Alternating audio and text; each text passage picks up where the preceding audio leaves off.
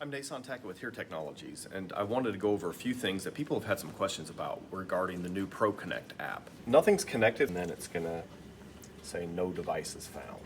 That's okay. What I wanted to show you, and this is one of the questions people have had, when it doesn't see anything, you need to go down here to Settings and look at your device interface right here. So this is a drop-down where you can select from a few different interfaces. Everyone's computer is going to be different. If it's a PC, it's probably going to say like Ethernet, Ethernet 2, Ethernet 3. Every computer is different, so we really can't give you a whole lot of guidance there. The best thing to do would be to try each one of them. If it's a Mac, it's probably going to be different than that. It's going to be some abbreviations. But the best thing to do is to, if you don't know what each of your interfaces is, just try each one of them.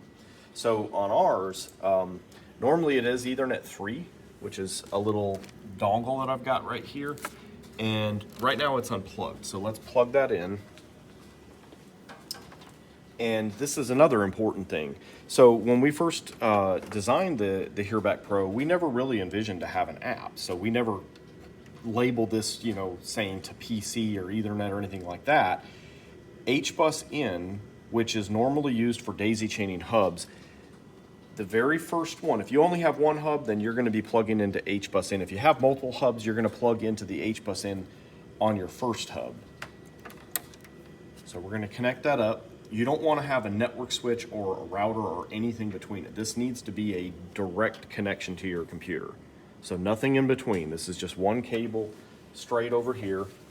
Now you can see this is coming up as, on my computer, as Ethernet 3. Your computer is going to probably be different, but I know that that's the one I want. If I go ahead and select that, and if I go back over here to device, suddenly now it sees a hub and 2 mixers.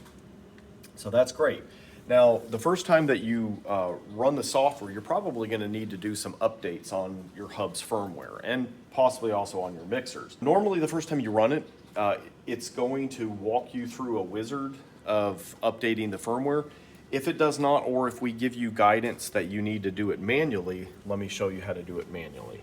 So if you go down here to Updates and click that in the bottom left, you get an option to update the app, update the mixers, update the hub. So we're working on the hub right now. Let's click that. A couple different things you can do here. You've got a version that's up in the cloud. This is kind of like our current released firmware.